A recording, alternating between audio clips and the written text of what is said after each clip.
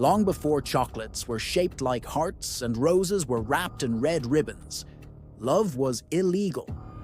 The story begins in ancient Rome, during the rule of Claudius II. The emperor believed that unmarried soldiers fought better than married ones. A man with a family feared death. A man in love hesitated on the battlefield. So Claudius made a decree. Young men were forbidden to marry. But love does not obey laws. A priest named Saint Valentine defied the emperor. In secret chambers lit by candlelight, he joined couples in holy matrimony. Whispered vows, hidden rings, promises made under the threat of death. When Claudius discovered this, Valentine was arrested and imprisoned. Legend says he fell in love with the jailer's blind daughter.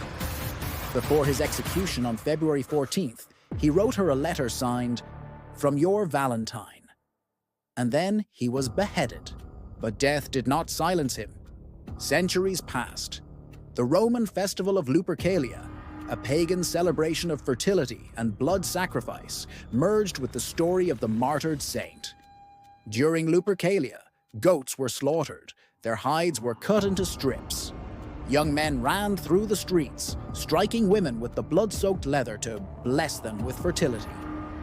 Love and blood had always been intertwined. By the Middle Ages, poets like Geoffrey Chaucer romanticized Valentine's Day.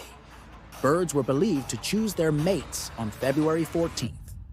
Soon, handwritten notes became tradition, then printed cards, then gifts. The world forgot the blood. Or perhaps it chose to forget.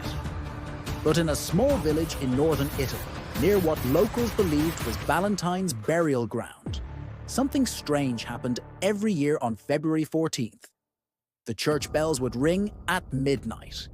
Even when no one was there to ring them, the villagers told stories of couples who declared eternal love inside the abandoned chapel.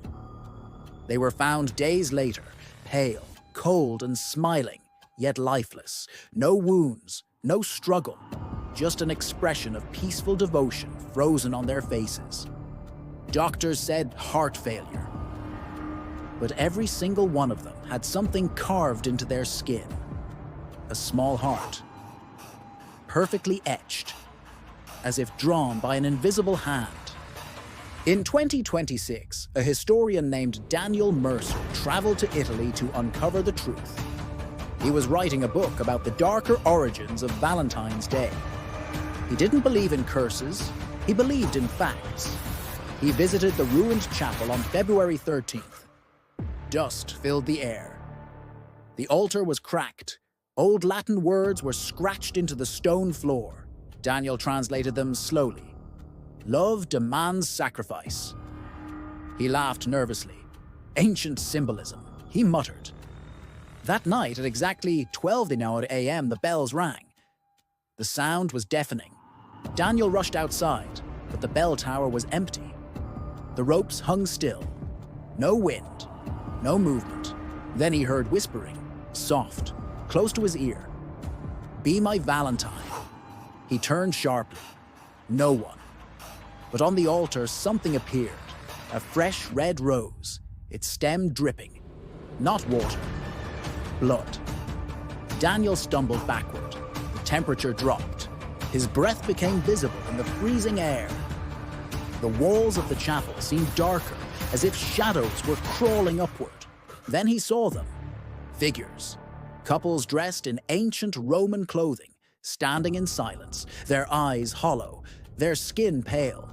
Each held hands with their lover, and each had a carved heart over their chest. They stepped closer. Daniel tried to run, but the chapel doors slammed shut. A voice echoed from nowhere and everywhere. "You celebrate love, but forget its price." The ghost of a man appeared before him.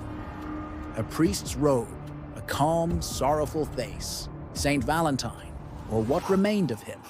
"Love binds souls," the figure whispered, "and every vow made in my name must be sealed." Daniel felt a sharp pain in his chest. He gasped, falling to his knees. His heartbeat slowed. He clawed at his shirt.